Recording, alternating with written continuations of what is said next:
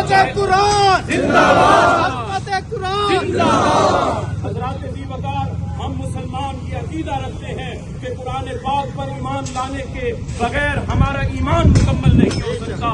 ہم اپنی جان تو نچھاور کر سکتے ہیں، ہم مر مٹ سکتے ہیں، لیکن قرآن پاک کی بے حرمتی کبھی قبول نہیں کر سکتے۔